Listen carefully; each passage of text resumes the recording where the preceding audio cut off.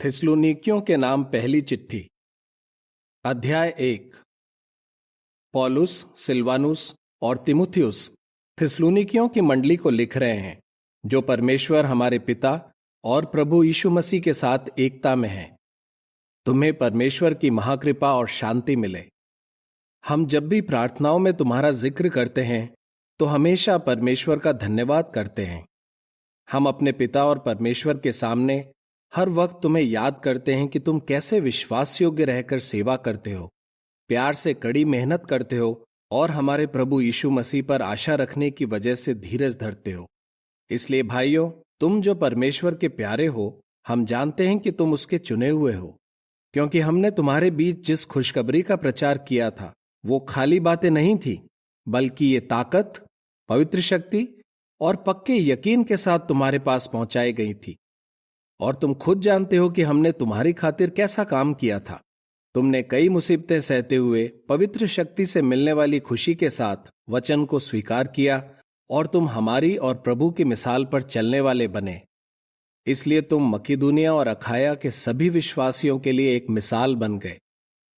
सच तो यह है कि तुम्हारे यहां से यहोवा के वचन की चर्चा न सिर्फ मकिदुनिया और अखाया में फैली है, बल्कि परमेश्वर पर तुम्हारे विश्वास की चर्चा हर जगह हो रही है। इसलिए हमें कुछ और कहने की जरूरत नहीं, क्योंकि लोग खुद बताते हैं कि हम पहली बार किस तरह तुमसे मिले थे और तुमने किस तरह अपनी मूर्तों को छोड़ दिया और जीवित और सच्चे परमेश्वर की तरफ फिरे कि उसकी सेवा करो और स्वर्ग से उसके बेटे यीशु के आने का इंतजार करो, जिसे उसने मरे हुओं में से जिंदा किया और जो हमें परमेश्वर के आने वाले क्रोध से बचाएगा।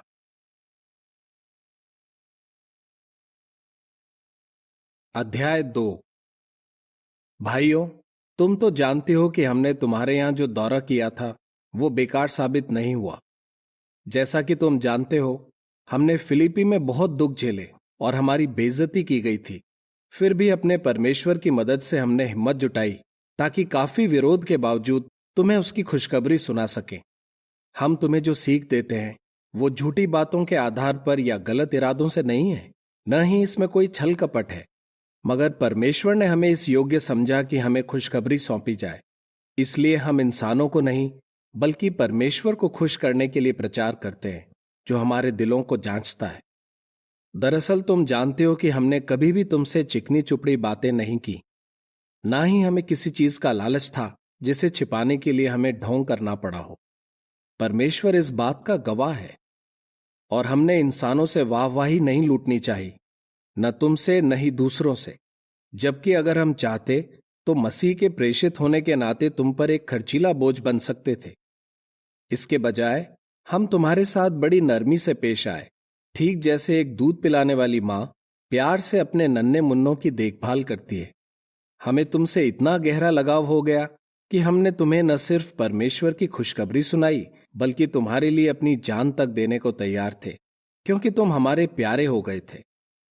भाइयों, हमने जो कड़ी मेहनत की थी और जो संघर्ष किया था वो सब तुम्हें जरूर याद होगा। जब हमने तुम्हें परमेश्वर की खुशखबरी सुनाई तो रात दिन काम किया ताकि तुम में से किसी पर भी खर्चीला बोझ ना बने। तुम इस बात के गवाह हो और परमेश्वर भी है कि तुम विश्वासियों के साथ पेश आते वक्त हम कैसे वफादार, नेक और निर्दोष साबित हुए। तुम अच्छी तरह जानते हो कि जैसे एक पिता अपने बच्चों के साथ करता है, वैसे ही हम भी तुम में से हरेक को सलाह देते रहे, तुम्हें तसल्ली देते और समझाते बुझाते रहे, ताकि तुम्हारा चाल चलन हमेशा परमेश्वर की नजर में सही हो, जिसने तुम्हें अपने राज और अपनी महिमा में भागीदार होने के लिए बुलाया है। इसीलिए हम परमेश्वर का धन्यवाद करना नहीं छोड़ते, क्योंकि जब तुमने परमेश्वर का वचन हमसे सुना तो इसे इंसानों का नहीं, बल्कि परमेश्वर का वचन समझकर स्वीकार किया, जैसा कि ये सचमुच है, और ये वचन तुम विश्वास करने वालों पर असर कर रहा है।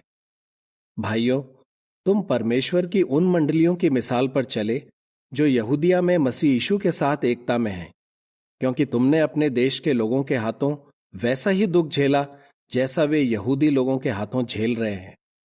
उन यहूदियों ने प्रभु यीशु को और भविष्यवक्ताओं को भी मार डाला और हम पर भी जुल्म किए, और वे परमेश्वर को खुश नहीं करते, बल्कि सब इंसानों के खिलाफ काम करते हैं।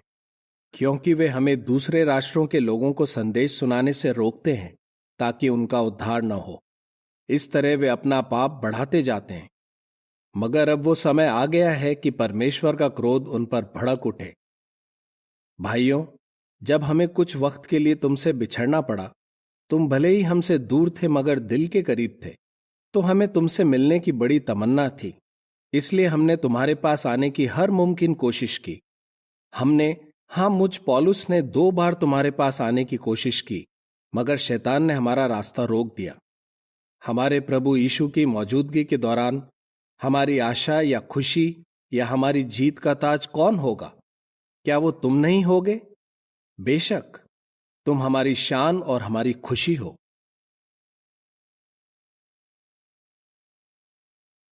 अध्याय 3। इसलिए जब हमसे और ना रहा गया तो हमने सोचा कि बेहतर यही होगा कि हम एथेंस में अकेले रह जाएं और हमारे भाई तिमुथियुस को तुम्हारे पास भेजें, जो मसीह की खुशखबरी सुनाने वाला परमेश्वर का सेवक है, ताकि वो तुम्हें मजबूत करे और तुम्हारे विश्वास के मामले में तुम्हें दिलासा दे, और तुम में से कोई भी इन दुख तकलीफों की वजह से न डगमगाए। तुम खुद जानते हो कि हम इन दुख तकलीफों से नहीं बच सकते। जब हम तुम्हारे साथ थे तो हम तुमसे कहा करते थे कि हमें दुख तकलीफें झेलनी पड़ेंगी, और ऐसा ही हुआ है जैसा कि तुम जानते हो। इसीलिए जब मुझसे और ना रहा गया तो मैंने तिमुथियुस को तुम्हारे पास भेजा, ताकि जानूं कि तुम विश्वास योग्य बने हुए हो, क्योंकि मुझे डर था कि कहीं फुसलाने वाले ने तुम्हें फुसला तो नहीं लिया और हमारी कड़ी मेहनत बेकार तो नहीं गई।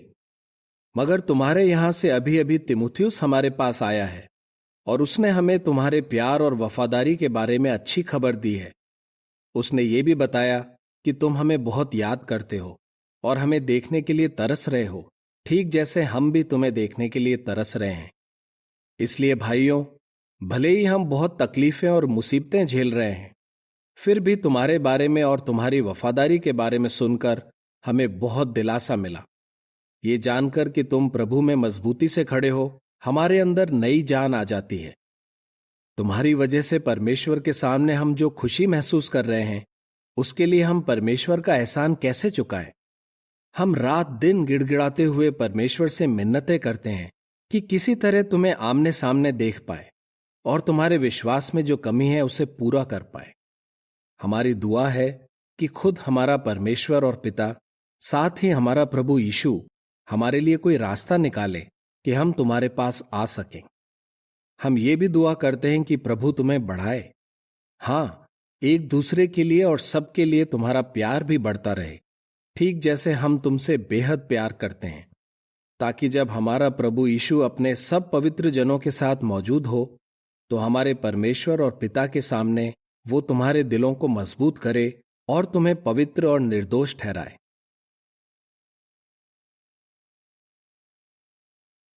अध्याय 4। भाइयों, तुमने हमसे सीखा था कि परमेश्वर को खुश करने के लिए तुम्हारा चाल चलन कैसा होना चाहिए, और वाकई तुम्हारा चाल चलन ऐसा ही है। अब आखिर में हम प्रभु यीशु के नाम से तुमसे गुजारिश करते हैं और तुम्हें बढ़ावा देते हैं कि तुम पूरी तरह ऐसा करते रहो। तुम जानते हो कि हमने प्रभु यीशु की तरफ से तुम्हें क्या क्या हिदायतें दी थी। परमेश्वर की मर्जी यही है कि तुम पवित्र बने रहो और नाजायज यौन संबंधों से दूर रहो, और तुम में से हर कोई पवित्रता और आदर के साथ अपने शरीर को काबू में रखना जाने, न कि लालच से और बेकाबू होकर अपनी वासनाएं पूरी करे, जैसा उन राष्ट्रों के लोग करते हैं जो परमेश्वर को नहीं जानते। कोई भी इस मामले में अपनी हद पार न करे और अपने भाई का फायदा न उठाए, क्योंकि यहोवा इन सब कामों की सजा देता है, ठीक जैसे हम तुम्हें पहले भी बता चुके हैं और कड़ी चेतावनी दे चुके हैं। इसलिए कि परमेश्वर ने हमें अशुद्ध कामों के लिए नहीं बल्कि पवित्र बनने के लिए बुलाया है। इसलिए जो इंसान इस बात को ठुकराता है वो किसी इंसान को नहीं बल्कि उस परमेश्वर को ठुकराता है जो तुम्हें अपनी पवित्र शक्ति देता है। मगर जहां तक भाइयों जैसा प्यार करने की बात है, इस मामले में हमें तुम्हें कुछ लिखने की जरूरत नहीं, क्योंकि तुम्हें खुद परमेश्वर ने एक दूसरे से प्यार करना सिखाया है, और वाकई तुम मकीदुनिया के सभी भाइयों से प्यार कर रहे हो।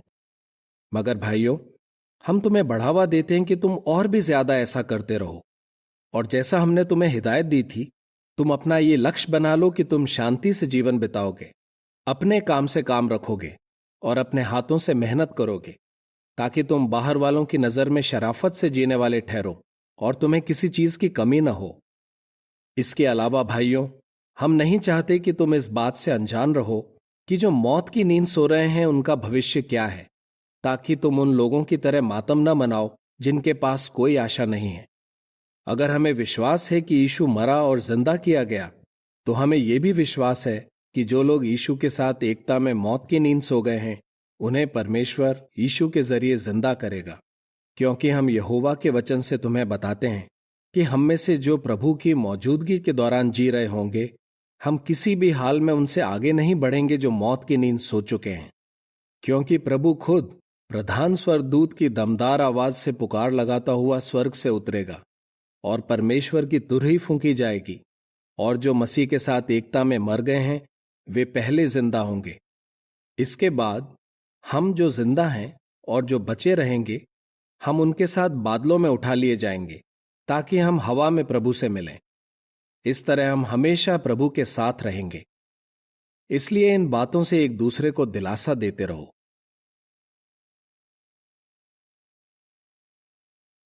अध्याय 5। भाइयों, ये बातें कब होंगी? हमें इनके समय और दौर के बारे में तुम्हें कुछ लिखने की जरूरत नहीं, इसलिए कि तुम खुद अच्छी तरह जानते हो कि यहोवा का दिन ठीक वैसे ही आ रहा है जैसे रात को चोर आता है। जब लोग कहते होंगे शांति और सुरक्षा है, तब उसी वक्त अचानक उन पर विनाश आ पड़ेगा, जैसे एक गर्भवती औरत को अचानक प्रसव पीड़ा उठने लगती है और वे किसी भी हाल में नहीं बच पाएंगे। मगर भाइयों, तुम अंधकार में नहीं हो कि वो दिन तुम पर ऐसे आ पड़े जैसे दिन का उजाला चोरों पर आ पड़ता है। इसलिए कि तुम सब रोशनी के बेटे और दिन के बेटे हो। हम न तो रात के हैं न ही अंधकार के। तो फिर आओ, हम बाकियों की तरह न सोएं, बल्कि जागते रहें और होश हवास बनाए रखें। जो सोते हैं वो रात को सोते हैं, और जो पीकर धुत होते हैं वे रात के वक्त धुत होते हैं। मगर हम जो दिन के हैं, आओ हम अपने होश हवास बनाए रखें और विश्वास और प्यार का कवच और उद्धार की आशा का टोप पहने रहें। क्योंकि परमेश्वर ने हमें उसका क्रोध झेलने के लिए नहीं, बल्कि हमारे प्रभु यीशु मसीह के जरिए उद्धार पाने के लिए चुना है। मसीह हमारे लिए मरा, ताकि हम चाहे जिंदा हों या मौत की नींद सो जाएं, हम उसके साथ जिएं। इसलिए एक दूसरे का हौसला बढ़ाते रहो और एक दूसरे को मजबूत करते रहो, ठीक जैसा तुम कर भी रहे हो। भाइयों, अब हम तुमसे गुजारिश करते हैं कि तुम्हारे बीच जो कड़ी मेहनत करते हैं और प्रभु में तुम्हारी अगुवाई करते हैं और तुम्हें समझाते बुझाते हैं, उनका आदर करो और उनके काम की वजह से प्यार से उनकी बहुत कदर करो। एक दूसरे के साथ शांति कायम करने वाले बनो। और भाइयों, हम तुम्हें बढ़ावा देते हैं कि जो मनमानी करते हैं उन्हें चेतावनी दो, जो मायूस हैं उन्हें अपनी बातों से तसल्ली दो, कमजोरों को सहारा दो और सबके साथ सब्र से पेश आओ। इस बात का ध्यान रखो कि कोई किसी की बुराई का बदला बुराई से न दे, मगर तुम हमेशा एक दूसरे की और बाकी सबकी भलाई करने में लगे रहो। हमेशा खुश रहो, लगातार प्रार्थना करते रहो, हर बात के लिए धन्यवाद दो। मसीह यीशु में तुम्हारे लिए परमेश्वर की यही मर्जी है। पवित्र शक्ति के जबरदस्त असर में रुकावट न डालो, भविष्यवाणियों को तुच्छ न समझो, सब बातों को परखो, जो बढ़िया है उसे थामे रहो, हर तरह की दुष्टता से दूर रहो। मेरी दुआ है कि शांति का परमेश्वर तुम्हें पूरी तरह पवित्र करे। तुम भाइयों का मन, जान और शरीर हमारे प्रभु यीशु मसीह की मौजूदगी के दौरान हर तरह से निर्दोष बना रहे। जिसने तुम्हें बुलाया है वो विश्वास योग्य है और वो जरूर ऐसा करेगा। भाइयों, हमारे लिए प्रार्थना करते रहो। पवित्र चुंबन से सब भाइयों को नमस्कार करो। मैं प्रभु के नाम से तुम पर यह जिम्मेदारी डालता हूं कि ये चिट्ठी सब भाइयों को पढ़कर सुनाई जाए। हमारे प्रभु यीशु मसीह की महाकृपा तुम पर होती रहे।